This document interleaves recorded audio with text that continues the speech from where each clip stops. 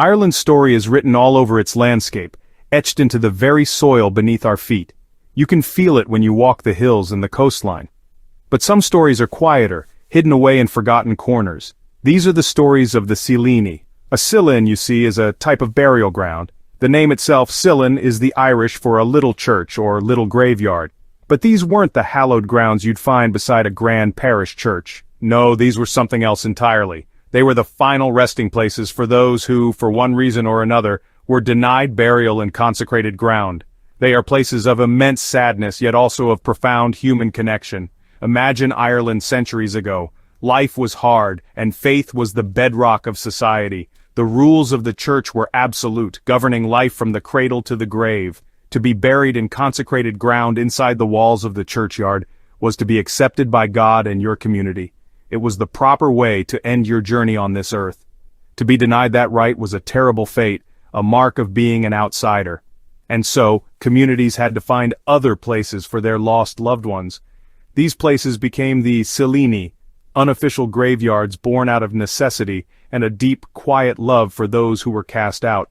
These burial grounds are often small, unassuming plots of land. You could walk right past one and never know the history it holds. There might be no grand headstones, no ornate crosses marking the spot. Often, the only signs are small, uncarved field stones placed there by grieving hands centuries ago. Sometimes the grass grows a little differently, or the ground is uneven with the gentle mounds of countless tiny graves. These places weren't meant to be grand monuments. They were practical, secret places where families could lay their dead to rest with some measure of dignity, away from the judging eyes of the official world. Walking through one of these sites today, you can't help but feel the weight of history. It's a powerful, almost tangible thing. The wind seems to carry whispers of forgotten names and untold stories. These aren't just archaeological sites, they are landscapes of memory and sorrow. They represent a collision between strict religious doctrine and the unbreakable bonds of family. They tell a story of a hidden Ireland, a community's quiet defiance in the face of rigid rules.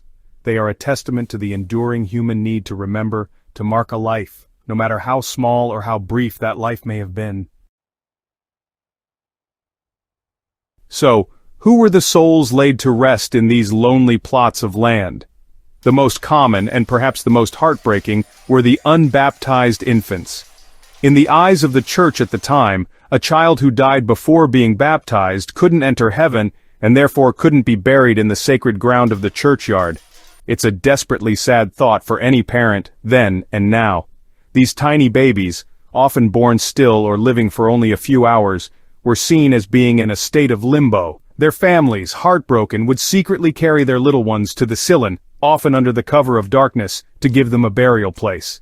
But it wasn't only infants. The Cillíní became the resting place for all those considered outsiders by the rigid social and religious codes of the time. This included women who died during childbirth, a tragic but common occurrence. It also included people who had taken their own lives. In those days, suicide was considered a grave sin, and those individuals were also barred from a Christian burial. The Cillín was the only option for their grieving families. It was a place on the edge of society for people who died on the edge of society's acceptance. The list of those buried here goes on, painting a picture of a harsh and unforgiving time. Strangers who washed ashore from shipwrecks, their identities unknown, were often interred in a Cillín. So too were people who had been excommunicated from the church for some transgression, or even those who were executed for crimes. Essentially, anyone who didn't fit the narrow definition of a good Christian in the eyes of the authorities might end up here. The Cillín was a sort of shadow cemetery reflecting the fears and the strict moral compass of old Ireland, a place for the forgotten and the condemned.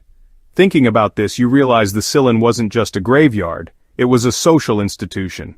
It was the community's way of dealing with difficult, painful deaths that didn't fit into the official narrative. It was an act of compassion, however hidden.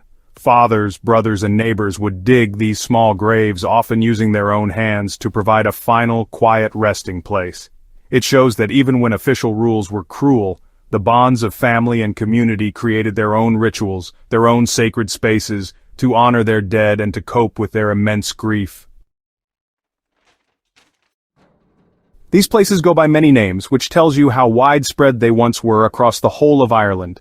The name changes depending on where you are in the country, a beautiful quirk of local dialect and folklore. The most common term, of course, is Cillíní, but you might also hear them called Leeson, which means little fort, as many were located within the ancient earthen banks of ring forts. People believed these old places, connected to the fairies or the good people, offered a kind of spiritual protection. It was a way of placing their lost ones into the care of an older pre-Christian world. The names often describe the people buried there, or the nature of the site itself.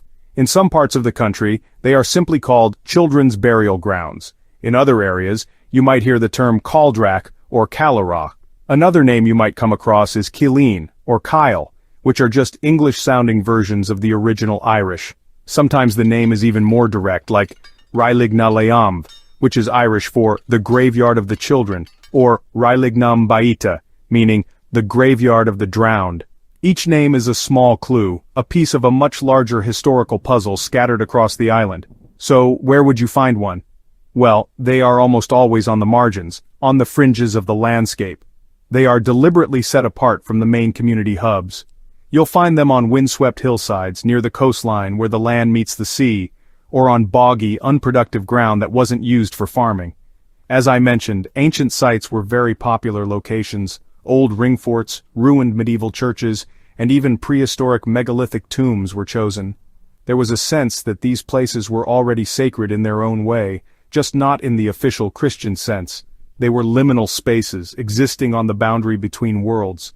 The numbers are staggering, really. There are over 1,400 known Cillíní recorded in Ireland, but the real number is likely to be much, much higher, with many more sites lost to time or reclaimed by the land. They are found in every single county, but they are particularly common along the western seaboard.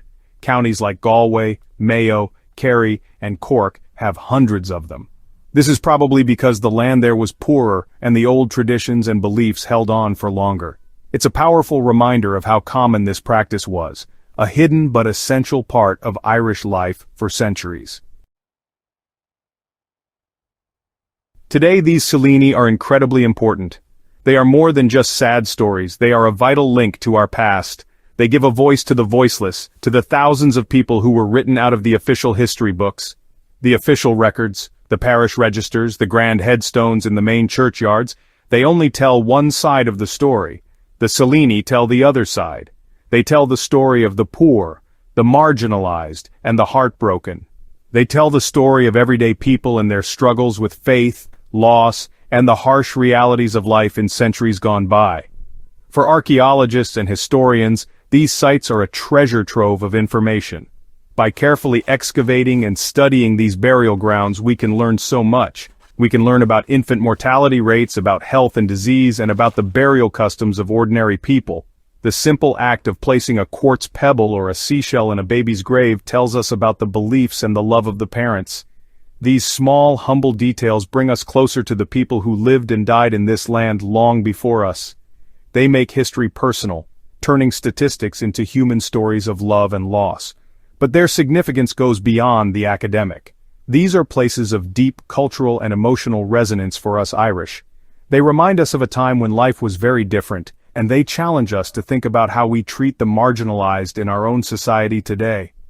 They are memorials, not just to the unbaptized infants, but to all those who lived on the edges. They are places for quiet reflection. Standing in a Cillín, you feel a profound connection to the generations that came before you, to their pain and their resilience. It's a humbling experience. As Ireland has changed, so has our understanding of these places. They are no longer seen as sites of shame, but as sacred ground in their own right. Many local communities are now working to protect and commemorate their Cillíní, erecting simple plaques or memorials to honor the souls buried there. It's a way of bringing them back into the community, of finally acknowledging their place in our shared story. These whispering fields are a fundamental part of the Irish landscape and the Irish soul. They remind us that every life, no matter how brief or how troubled, matters and deserves to be remembered.